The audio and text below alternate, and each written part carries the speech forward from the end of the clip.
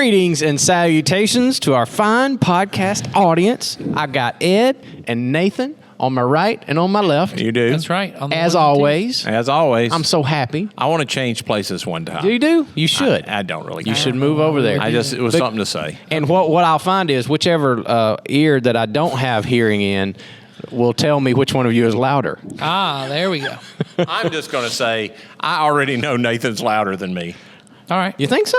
Oh, yeah. I will say I had a little ringing in my Oh, right stop it. there Oh, a there few you weeks go. back. Stop it. So that might have something to do with you. So. I will say, though, I think his brother Benjamin is the loudest of the Martins. Well, there you go.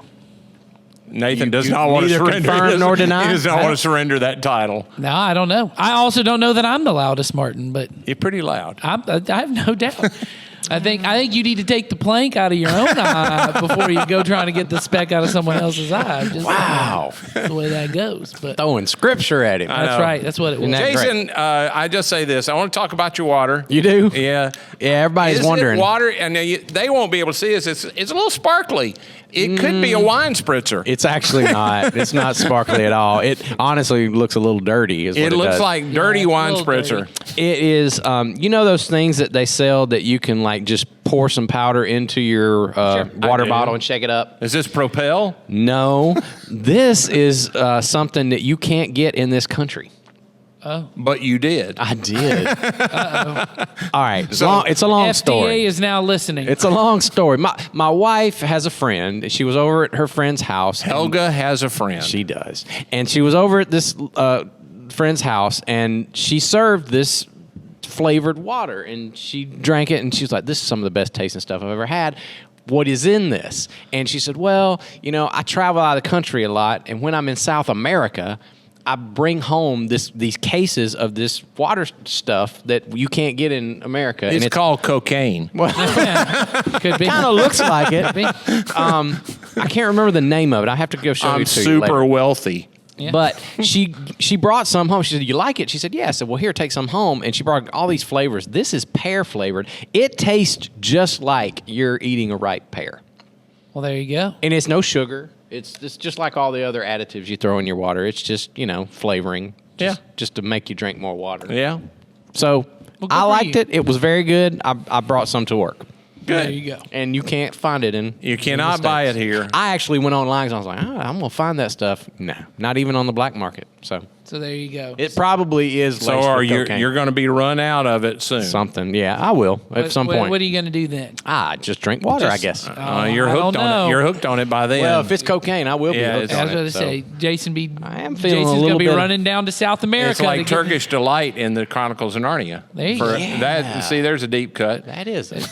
For all you Chronicle C.S. Narnia. Lewis fans. Yeah, Exactly. There you go. Yeah, man. So I am feeling a little extra energy. So maybe there is something in that. Yeah. Okay. I'm joking. I'm not. Okay. All right.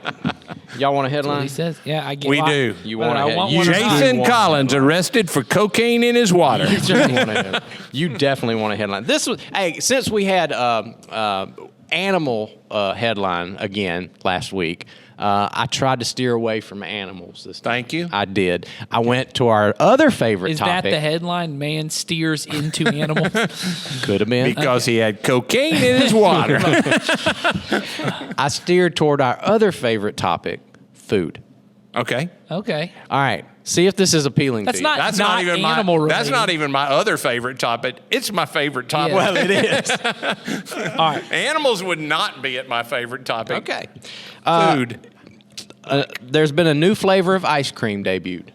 Oh, I think I heard, I about heard this. this. Did you? Do you Yeah. know what it? Go The ahead. mac and cheese one. The mac and cheese ice cream. And the answer is I would eat it. Yeah. would. Well, I don't know why I wouldn't, because mac and cheese is cheese, which is milk, and ice cream is just milk.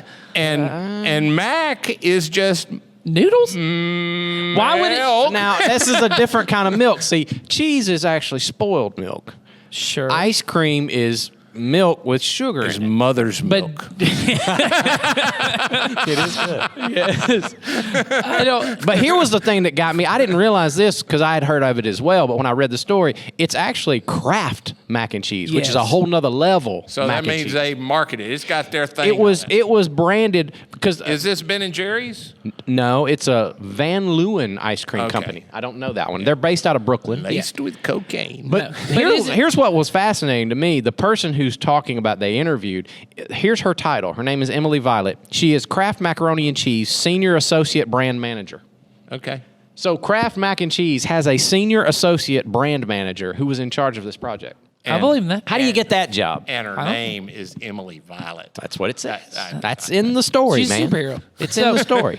She is the one who oversaw this I'll project. need to look up the bring article this about. I read about it because I think this is actually a pretty common thing in South Korea. This mac and cheese ice cream. I Really? think. Yeah, So it's we're not. just now experiencing. Yeah, what- someone sent me. The someone- Koreans, like everything else, are keeping the good stuff for themselves. They are. They get it first. Let me see. You found it there? Let me. They have here the we go. best dictators. That's the way that goes. I don't know. Ed. All right, here we go. It says. A whole nother topic we don't want to talk about. I'm not going there either. I promise. You're gonna. They you found also it? have a dill pickle ice cream. wow. Sold at a soda fountain in North Dakota. So there you Man. go. That was in this article that I read about it. Let me see. Where dill did I- pickle. So, do they sweeten it with the dill pickle, or is it just dill pickle creamy? No, Substance. yeah, I'm sure. Is there dill pickle ice cream? Because I would eat that. That's what He I said. says That's there what is. they I would said. eat it. That's what he said. I Where would did I eat it. see here that it was based on? So I've had a deal. dill pickle potato chip, but that's a salty snack, and I get how that mixes. I'm just saying. ice cream's supposed to be sweet in my mind. I don't get how you would. I don't know. Well, but he's just a maybe very I'm missing it. traditional kind of guy. Maybe I'm missing it, Yeah. but that's just me. Maybe this isn't where I saw it. I saw it somewhere where it said that it's Filipino. It's a Filipino thing. Have you ever had Filipinos have been eating this? Someone tweeted this. They've been eating Filipinos dill have been pickle? eating this. No, the mac and the cheese. mac and cheese, okay. Ice cream. Check out a Filipino grocery if you have access to one. There's cheese and corn cheese ice cream. I don't know what corn that cheese is. and it's literally the best. So there you Literally. go. So there you go. Literally. So, Okay. our- So Have you ever had pepper ice cream? And I don't mean like peppermint. I mean like it's spicy. Ooh, no. Yeah, you know there are a couple. pretty good. There are a couple spicy flavor. Like I saw one that was like a Tabasco flavored ice cream or something. Like that's a kind of common thing in the ice cream world I used to be a part of. That's a pretty. Those kind of things are because it's. You more, went to Brewster University, didn't you? I went to Brewster's University online. I was invited to go to the actual Brewster's University in Pennsylvania, but I did not. I chose not to attend that. But I did do the online version. But yeah, they have. Yeah, I mean it's a whole thing, but there's a whole world of that kind of stuff that it experiments with different kinds of ice cream, and that's what apparently is interesting about them is the combination of because someone had to be the first one to figure out cheesecake. Yep. Figure out here's I some. don't know if I've told this on the podcast or not, but my dad regularly ate Yeah. yellow mustard on ice cream. Yeah.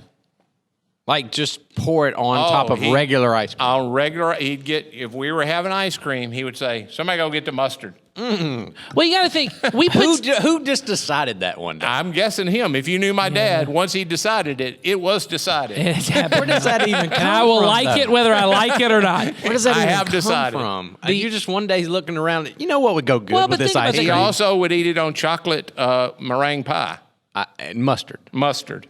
He Yellow. must have just loved mustard. Yellow. He did love mustard. Yellow mustard. Well, but there is something about because we put salted nuts on ice cream. That's That a is salty thing. But you know, you got to have a little salt to have a little sweet. Well, I get that. So that's what I'm saying is now you're yeah. adding in these other flavors. You got to develop that palate. I man. will That's all it say is. I have tried I'm here the for. mustard on the ice cream because I was your dad- required. yeah, your dad I was did. required Well, to, and to be- and it ain't bad. Well, I was gonna say, I would eat it today. If I remember correctly, it was mustard on vanilla ice cream. in No, he would eat it particular. on any ice cream. Oh, okay. Well, there you go.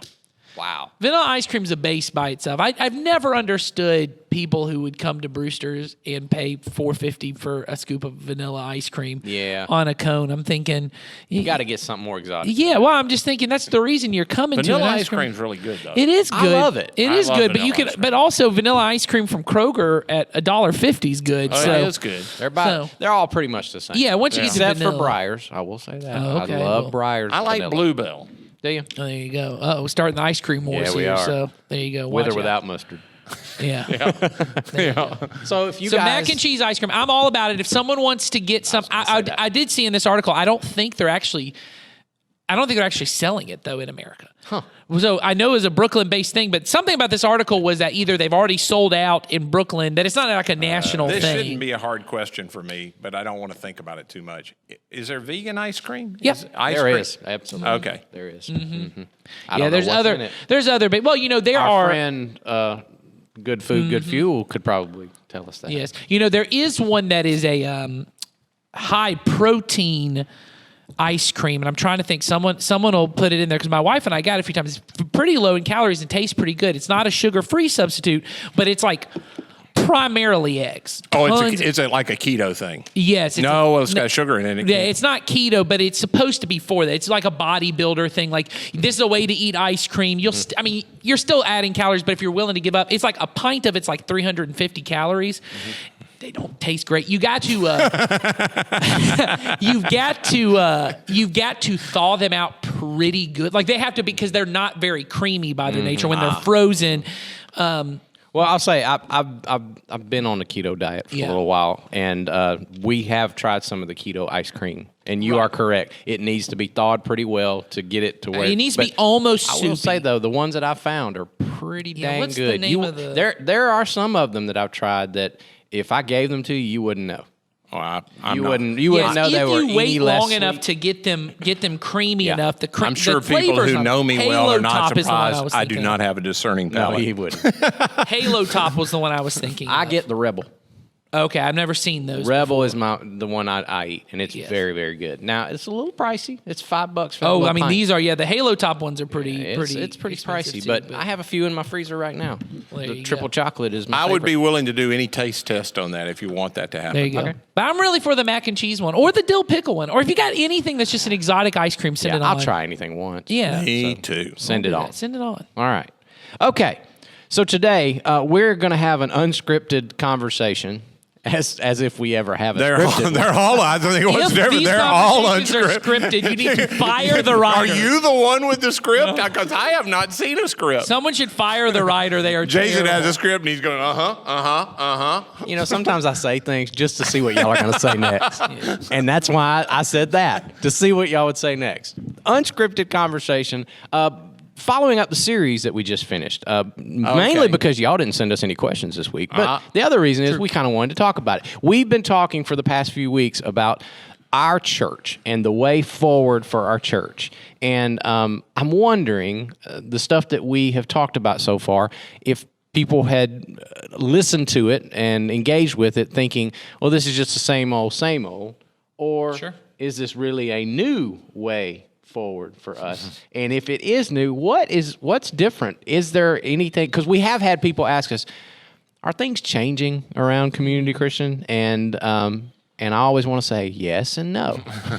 And I think we said that in the series. There are some things that you might notice that are changing, but then there are some things that aren't. And I thought it'd be important for us to make that distinction real clear and maybe go in a little deeper in what we learned in this series. So let's do that and see where that goes. And it might last 5 minutes. I don't know, but hopefully not. I think the reason for the series is because of where we've been in COVID and really the reality of how everything has changed in our culture. And for people that don't know, it's not just our church. Every church, every business or anything that's in the gathering business, which if you just took away the religious part, we're in the gathering. We gather people for a purpose. Yes. Yep.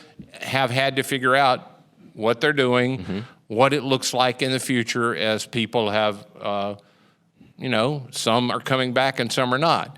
We've had to, over the last few year, and I think in a really good way for a 30-year-old organization, we've had to rethink, what is it that really matters? What's our primary thing? How do we accomplish that with people who we have on-site or online? How can we accomplish that, and what's the way forward to do that? So that's really what we were trying to do.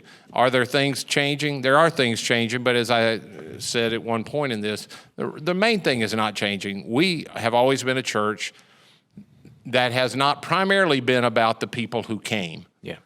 From the very beginning, if I had to say and I guess every church sort of feels that, but I mean, we have really been focused on, we aren't about the people who come. It's not a club for us. The people who come, we buy into, we're on a mission with God to do what he asked us to do in the world.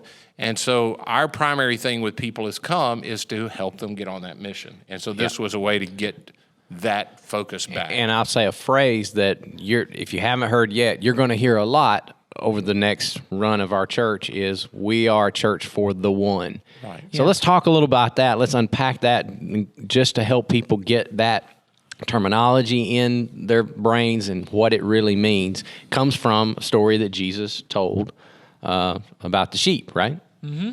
The 99 sheep that were safe and on the hillside and doing just fine, but then the one wandered off, and the shepherd left the 99 to go and find the one. Yeah, for me, in rereading that passage, which I've taught a lot of times through the years, and I don't know why it never hit me this time, because people have asked me a question about that for a long time. I had never really gotten that Jesus clearly says the 99 were left in the pasture. Well, no shepherd walks away from sheep that are in the pasture, because sheep by nature are wanderers. Yes. Mm-hmm. And so I had always, and I don't know if it's from flannel graph growing up or some picture book that I had, that he was bringing them into the fold, and as he came in, he counted, he goes, I'm one short. And he hemmed up the pen so the 99 couldn't get out, and then he went and looked. Yeah. But Jesus is clear, this guy walked away from the 99. Put them at risk. He put them at risk for the sake of the one. And that really hit me different this time of what that says about the heart of the Father. The heart of the Father is the shepherd. These are okay. Yeah. Well, and I'm going to go find the one that's not okay. And we often have in our minds this, I think, false dichotomy that if we become people, you use the illustration. I did it, and I can't remember now what the illustration was in the first sermon. Being by the door, staying by the door, yes. right? And I heard from many people that poem's so powerful, right? That if I'm the person who stays by the door, or I go off and I'm going to go for the one, then somehow the people who don't stay by the door, people who go all the way in, they're the ones who become spiritually mature. But it's a misunderstanding of what Jesus is doing. That our goal as followers of Jesus is to, in every moment, I want to be with the Father, doing what the Father does, because that's what Jesus did, that I'm supposed to be like my leader. And Jesus was with the Father wherever he is. And so the story Jesus tells is, Jesus is the shepherd who goes off for the one. Now, he didn't say, so you go be the shepherd, you go off the one. That doesn't mean we don't go. The point is, Jesus is going to the one, so we go to the one because that's where Jesus is. Therefore, when I go to the one, I'm closer to Jesus, which was the goal. If I stay over in this other spot by myself, or even as the 99 of saying, well, you got me collected and I'm all good, you go off and do your thing. I am not growing more spiritually mature. It's this false dichotomy we have in our head of, well, I'll sacrifice some spiritual maturity so I can reach the one, or I don't want to sacrifice spiritual maturity so I won't go to the one. What we've been trying to say this whole time is spiritual maturity is every day going, there are things in my life I may have to remove so that I can be closer to Jesus. And there are things I may have to do, but the closer to Jesus is being where Jesus is. And Jesus says over and over again, I'm the shepherd who goes for the lost sheep. I'm the woman who tears up her entire house to look for the lost coin. I'm the father who stands every day waiting for the lost son to come home. And Jesus goes, you come be with me. That's the invitation. Come be with me. So I think even in doing this, we're for the one, as you've said the whole time, because Jesus is for the one, and I'm really for Jesus, and I'm for what he's for. Mm-hmm. Yeah, the reason to reemphasize it is it's not just true for our organization. It happens for each of us individually, and it has been true for me that if you're not careful, the 99 is way too attractive to walk away from. Sure. It's just, I know them. They're here. They also have needs. And I only have a limited amount of energy and time. And I just want to spend time with the 99. Mm-hmm. It doesn't make me a bad person. It just means that we collectively have to refocus. And, then another part of what we talked about in the series was that as we do that, I have to move toward, I'm really committed to doing what Jesus wants, that it's not about this. Everything we're doing doesn't have to be focused on me. And as I do that, I quoted that passage in Hebrews where don't forsake the assembling of yourselves together, and people tend to think that if I don't come, then I'll grow cold, and I have to come so I can be encouraged. But the point is, you come to encourage. That's right. I'm coming to encourage people. Now, the thing is, it doesn't take long for people to see. If we all had that mindset, we all would be encouraged. We all would be built up. We all would do that. So the way for me to do this is I do what Jesus asked me to do. I obey what he asked me to obey, believing he has my best in mind. And if we all do that, my needs will be met. Well, like I said to a guy just recently who, I don't know if it was a church function or a service, he missed. He wasn't there. And he said to me, I really missed being there. And I didn't think about it at the time, but my phrase next to him was really the point of it. I said, no, actually, we missed you. Right. Yeah. And that's what people, I think, don't understand is when that passage you just referred to, don't forsake assembling together, it's not that you're going to miss it so much. You might have gone off and did something and been just perfectly fine. Right. But what you bring to the body of Christ when you are present and functioning as the body of Christ, which is the encouragement and what we get from the Spirit in you, the body suffers. Yeah. Yeah. And so it's not so much about you, it's about the body of Christ that they're missing out on what you bring to the table. And that's a sad thing. That's absolutely right. No, I think that's all part of it. And I think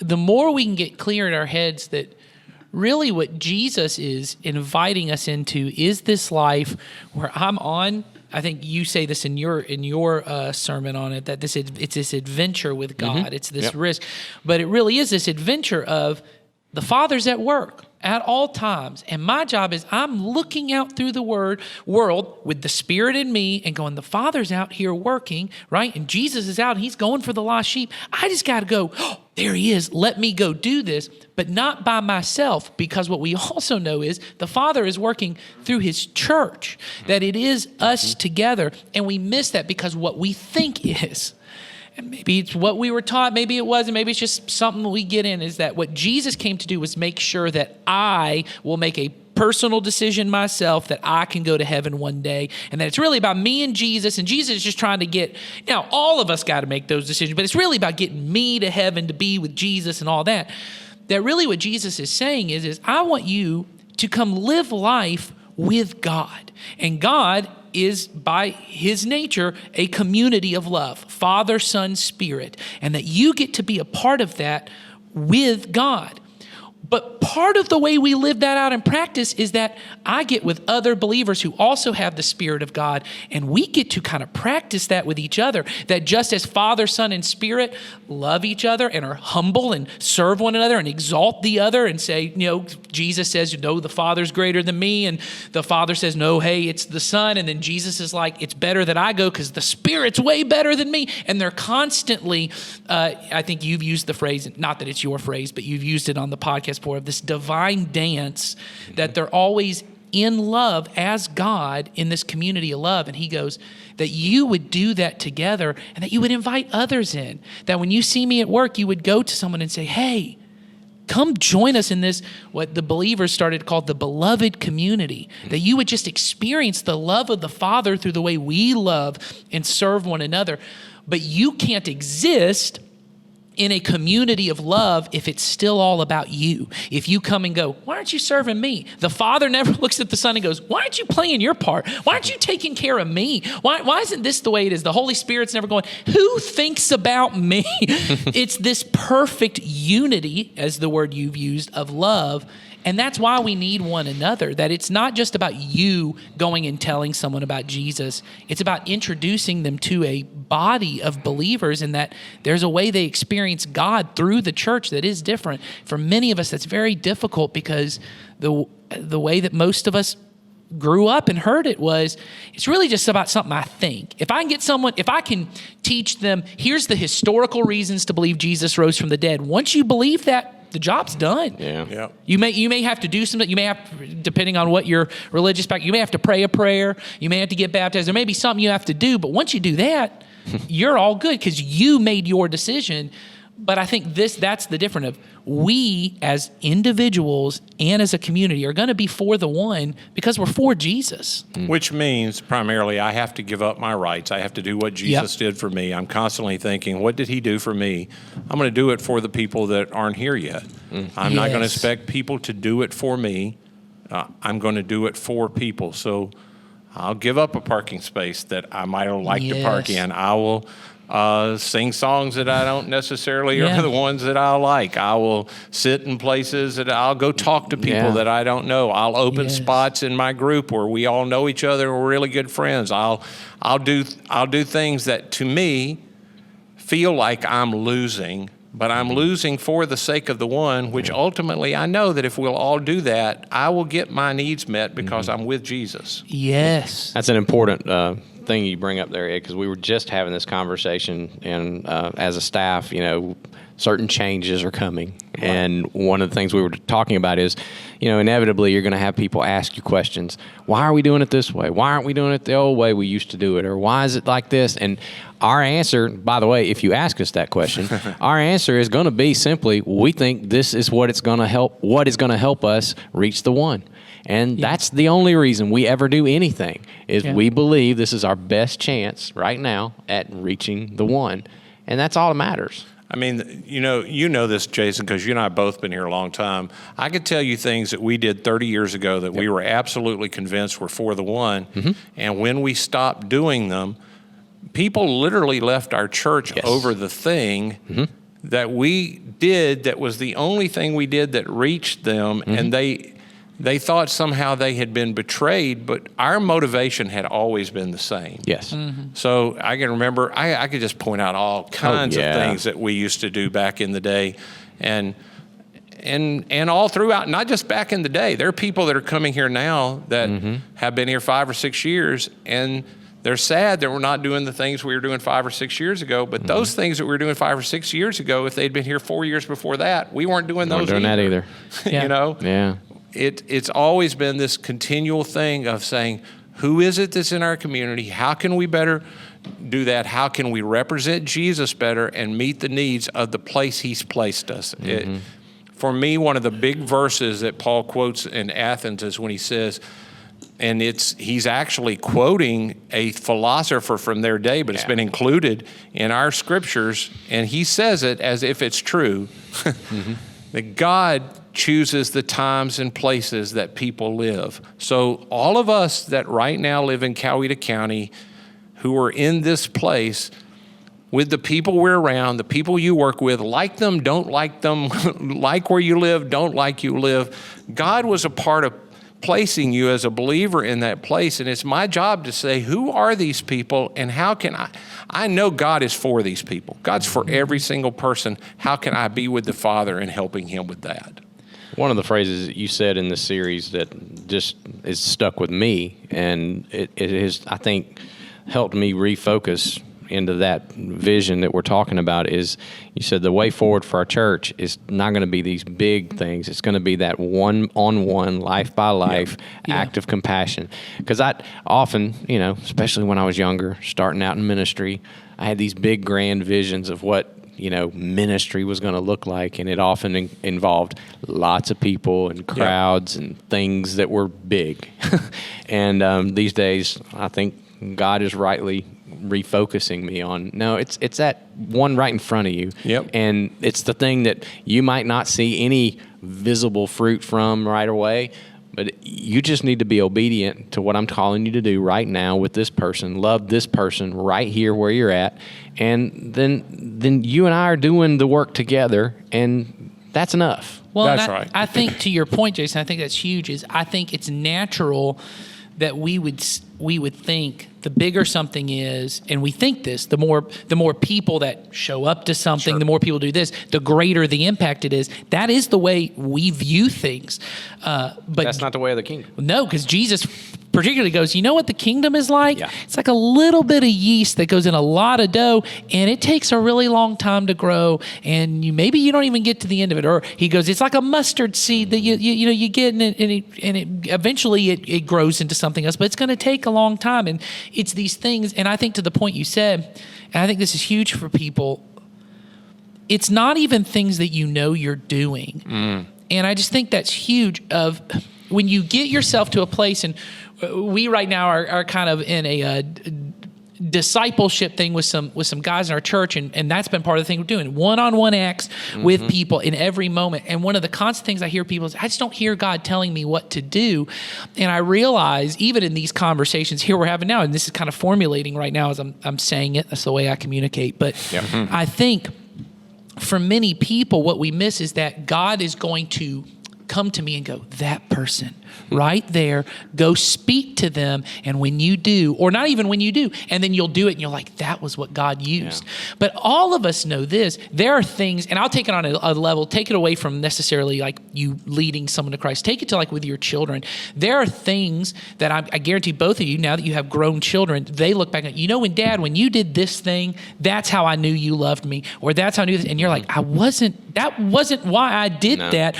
But it's because you did have this mindset and your general attitude towards your child was, I want what's best for them and I love them. And that comes out in ways you don't see. The problem for many of us is we go through our days and that is not our general attitude to the people around us. And if we can begin with an internal mindset shift of, like Ed said, I'm here at this grocery store and God could use me. Maybe I'll just pray for the people I'm around now. Absolutely. And I don't even know how that affects it. And what it may do is it sets my heart and my general attitude that I do some unknown thing to me that God goes, hey, I was at work there and you didn't even see it at the moment, but now you can.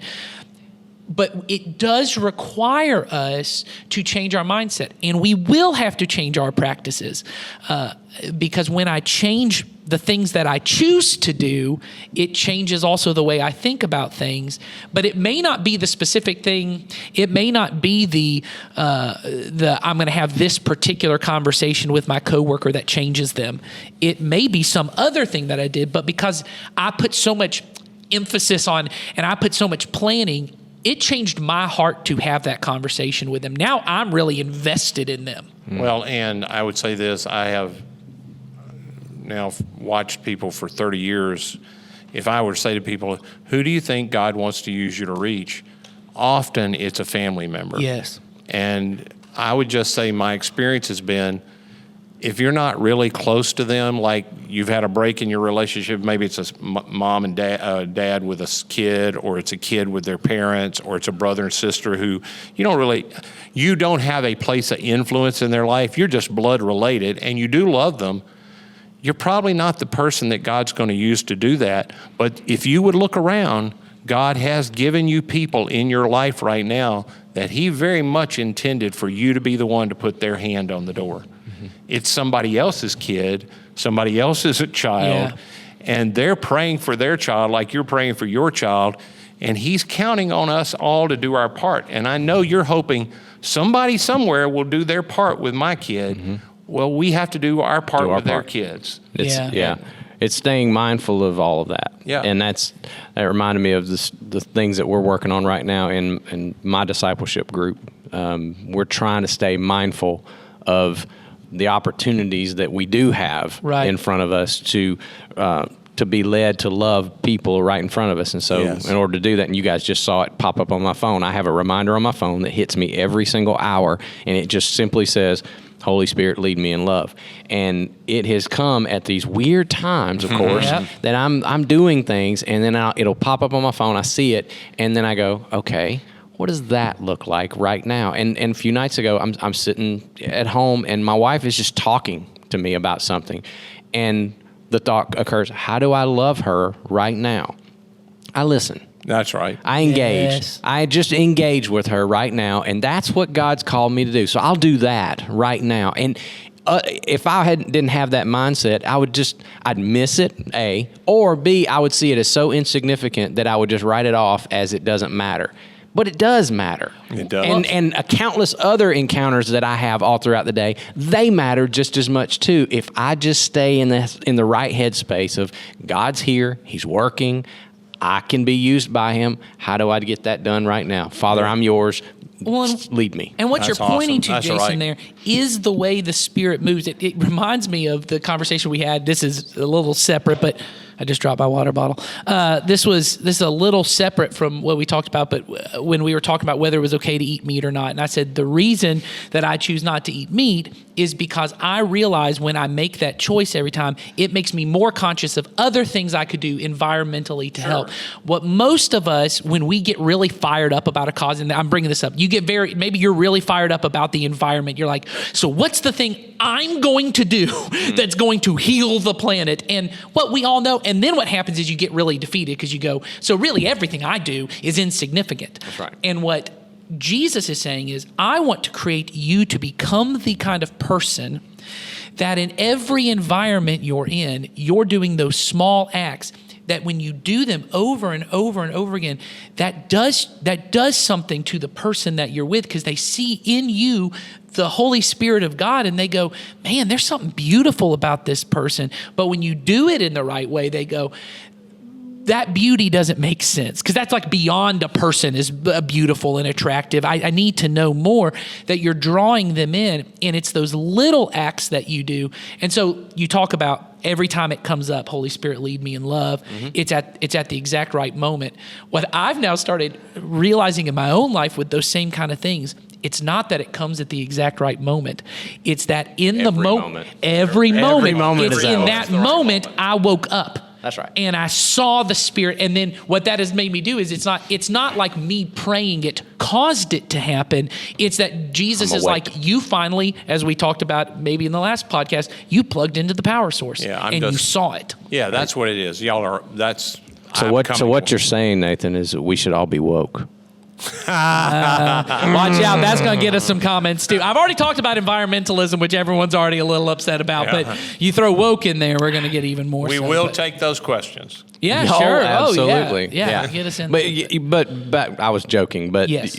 To your point, you are right. It has reminded me, because as I'm waking up, using that terminology, to the fact that every moment is a moment that God is here and He is at work, I'm seeing them more often, even though I'm having to use that artificial reminder because that's my flesh. Well, that's where we are maturity-wise. That's I'm right. at the same place. I'm That's just right. at that place maturity-wise. I have to be woke up. And my goal is, I hope one day, I might be 90 years old, but I hope one day I can be in that place where every moment is a thin place, where I know that the Spirit is there and that we're cooperating and that I feel His leading and I'm surrendering and I'm being led by Him. I'm hoping that those will get closer and closer and closer together before I get out of here. Well, for me, Jason, I'm coming to realize that's the reason I followed Jesus, though I wouldn't have said it that way 40 years ago. Mm-hmm. The thought that I could do life with God and be aware of these thin places, because all I mean by that, most of us who follow Jesus have had those moments where we knew, this moment I'm having personally is a holy moment. Yep. I wanted more of that. Oh, yeah. I wanted more of Yes. that. Mm-hmm. And at some point I made a decision that it was okay for me that I had some of those and I'll just go through the motions. And now I'm coming to realize, what I wanted, Jesus promised it's possible. Yes. I could live that way if He I did. wanted to. He did. He He did. did live that All the way. time. It's possible I could live that way. I just haven't trained myself to do it yet. Mm-hmm. Well, and I think it goes to the point you said, the thing about maybe it'll take till I'm 90. It may. It might. And I think this is further talking about the church again. This is why I heard one pastor say, if you're not dead, you're not done.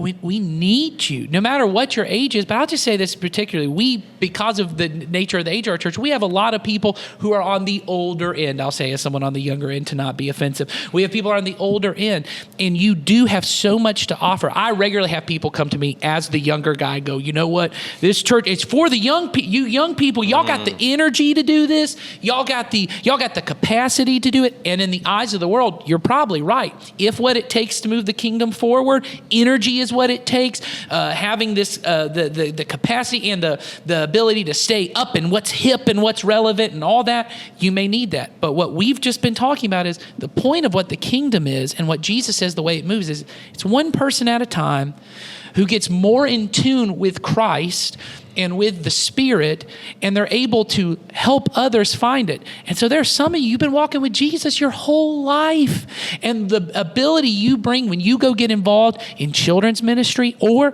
this one I think is huge. You go join a small group with a young married couple who needs someone who's older to say, hey, this is what patience looks like. Mm-hmm. This is what peace looks like. This is what humility looks like. And you get involved.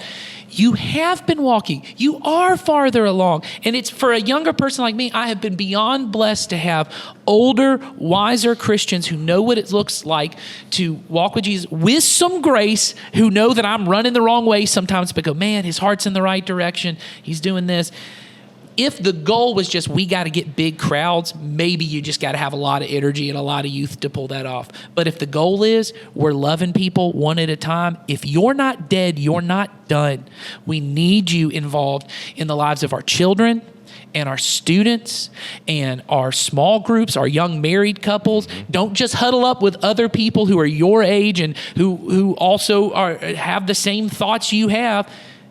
Get involved in the lives of some younger people who maybe have too much energy and are tiring you out sometimes.